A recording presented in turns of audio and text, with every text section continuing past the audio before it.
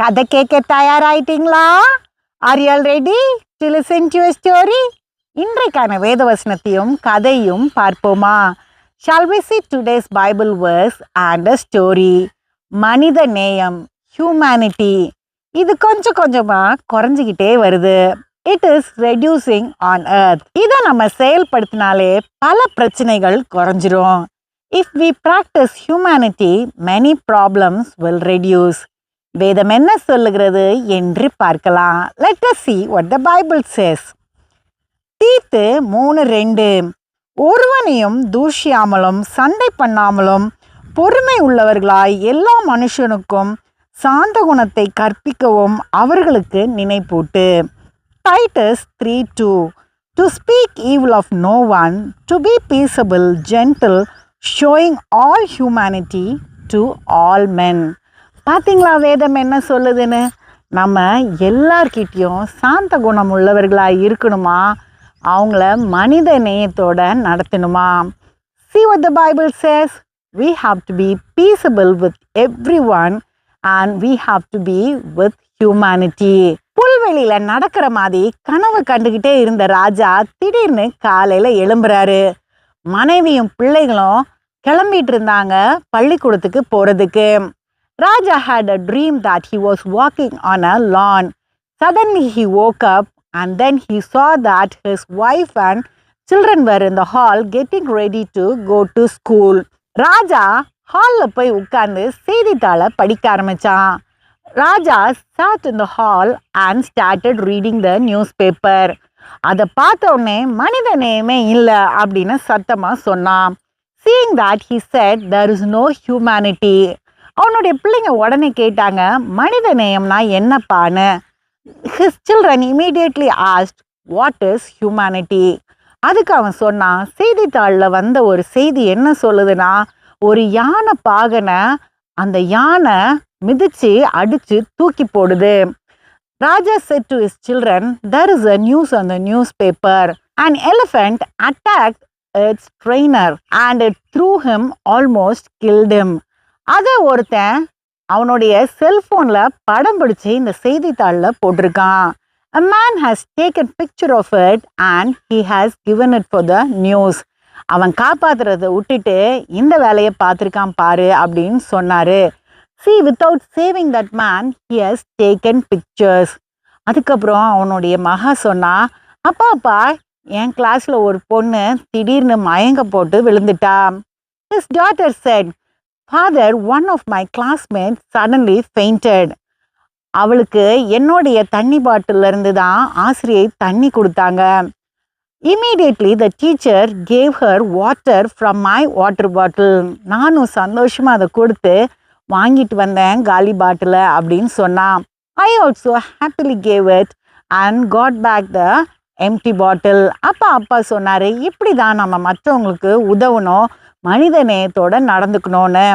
Father said, yes, we have to help others like this with humanity. அதுக்கப்புறம் அவங்க எல்லாருமே வேகமாக கிளம்பி வெளியே போனார். ராஜா ஸ்கூட்டர் சாவியை கேட்டார் தன்னுடைய மனைவி கிட்ட. After that they all got ready quickly and Raja went out and asked for his scooter's key. His wife started scolding him saying, every day this is your habit. அவங்க மனைவி உடனே இதுதான் உங்களுடைய பழக்கம் அப்படின்னு திட்ட ஆரம்பிச்சிட்டாங்க. இருந்தாலும் அமைதியாக நின்றுட்டு இருந்தார் ராஜா. Still Raja was there sitting patiently. அப்போது ஒரு சின்ன பையன் பிச்சை எடுக்கிற நிலையில் சரியான சட்டை கூட இல்லாமல் ராஜா கிட்ட வந்து நின்னான். A boy there came and stood near Raja. He did not have proper clothing. அவன் ராஜா கிட்ட கேட்டான், ஐயா நான் சாப்பிட்டு 2 நாள் ஆயிடுச்சு, ஏதாவது கொடுங்களேன்னு. He asked Raja, Sir, I have not eaten for 2 days. Give me something. மனைவி மேலே இருந்த கோவத்தில் அந்த பையனை எங்கேயாவது போ, ஏன் இப்படி வந்து நிற்கிறேன்னு திட்டினாரு ராஜா. Raja was already angry on his wife. So he scolded that boy saying, why are you coming to me? Go somewhere. ஏற்கனவே ஸ்கூட்டரை உதச்சி ராஜா சோர்வுற்று தான் நின்றுட்டு இருந்தாரு. Already Raja was tired because his scooter did not start. அந்த சின்ன பையன் பக்கத்தில் ஒரு வீட்டுக்கு போனான். The little boy went to a house nearby. அங்க இருந்த அம்மா அவனை எதுவுமே இல்லைன்னு விரட்டி விட்டுட்டாங்க. There also that lady chased him saying there is nothing to give him. அதுக்கப்புறம் தன் மனைவியை உதைக்கிறதா நினச்சி வேகமாக உதைச்சாரு ராஜா அந்த ஸ்கூட்டரை. Then Raja thought that he is kicking his wife and kicked the starter of the scooter. அந்த ஸ்கூட்டர் வேலை செய்ய ஆரம்பிச்சது. பிள்ளைங்களை கூட்டிட்டு பள்ளிக்கூடத்துக்கு போகிறதுக்கு ராஜா தயாரானாரு. The scooter started and Raja was ready to drop the children in school. அப்போ அவங்க பிள்ளைங்க அவர்கிட்ட வந்து கேட்டாங்க, அப்பா மனிதநேயம் இல்லாமல் பேசுகிறீங்களேன்னு. The children came and asked Raja, why are you talking without humanity? வாயை மூடுங்க அப்படின்னு பிள்ளைங்களை சொல்லி அதட்டி அவங்கள கொண்டு போய் ஸ்கூலில் விட்டுட்டு கம்பெனிக்கு போயிட்டாரு ராஜா. He told his children to shut up and dropped them in school and went to his company.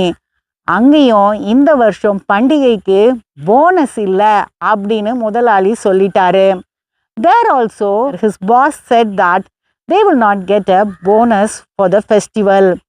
ஏன்னு போய் கேட்டதுக்கு நஷ்டத்தில் போகுது, அதனால முடியாதுன்னு சொல்லி எல்லாரையும் அனுப்பிட்டாரு அவங்க முதலாளி. When Raja questioned his boss, he said that this year we are facing lot of loss, so I cannot give you a bonus. Bonus வரும், கடனெல்லாம் அடைச்சிடலாமேன்னு யோசிச்சுக்கிட்டே திரும்பி வீட்டுக்கு வந்துட்டு இருந்த ராஜாவுக்கு Raja was thinking that he would have returned his debt if he had got this bonus. He was thinking like this and returning home in his two-wheeler. திடீர்னு ஒரு பெரிய சத்தம் கேட்டுச்சு. அப்புறமா எல்லாமே இருட்டாயிருச்சு. Suddenly he heard a loud noise and then everything was darkness. அவர் கண்ணை திறந்து பார்க்கும்போது ஒரு வித்தியாசமான இடத்துல இருந்தாரு. சுற்றி அவருடைய குடும்பத்தினர் உட்கார்ந்துருந்தாங்க. When he opened his eyes, he was in a different place and his family members were sitting around him. அதுக்கப்புறம் அவர் ஏறெடுத்து பார்க்கும்போது காலையில் அவர் விரட்டி விட்ட அந்த சின்ன பையன் சட்டை இல்லாமல் நின்றுட்டு இருந்தான். Then again when he looked, he saw the little boy whom he chased in the morning standing there without a shirt. அப்போ தன்னுடைய மனைவி கிட்ட இவன் எப்படி இங்கே வந்தான் அப்படின்னு கேட்டாரு. He asked his wife, how did this little boy come here?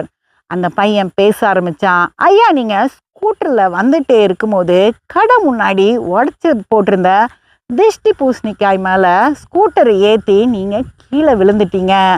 The little boy started talking. He said, you were returning home in your scooter. You accidentally let your scooter go on the pumpkin that was in front of a shop. அதுக்கப்புறம் நான் ஓடி வந்து கிட்ட பார்க்கும்போது உங்கள் தலையில் ரத்தம் வளைஞ்சிட்டு இருந்தது. I saw you and came near you. I saw that you were bleeding. அதனால என் சட்டையை கழட்டி அதை வச்சு உங்கள் தலையில் நான் கட்டிட்டு உடனே உங்கள் வீட்டில் எல்லாருக்கும் சொன்னேன். So I removed my shirt and I put a bandage around your head and informed your house. அதுக்கப்புறம் தான் நீங்கள் இங்கே வந்திருக்கீங்க அப்படின்னு. Then only you are here. ராஜாவோடைய இதயம் அவனுடைய சட்டை மாதிரியே கிழிஞ்சு போச்சு. Raja's heart tore like the shirt that the little boy was wearing. அப்போதான் அவனுக்கு புரிஞ்சுது, நம்ம மனித நேயத்தை பற்றி பாடம் எடுக்கிறோமே ஒழிய அதை நம்ம செயல்படுத்தவே மாட்டேங்கிறோம். Then only he understood we are teaching about humanity, but we are not practicing it. அடுத்த கதையில் சந்திப்போம். Let us meet in the next story.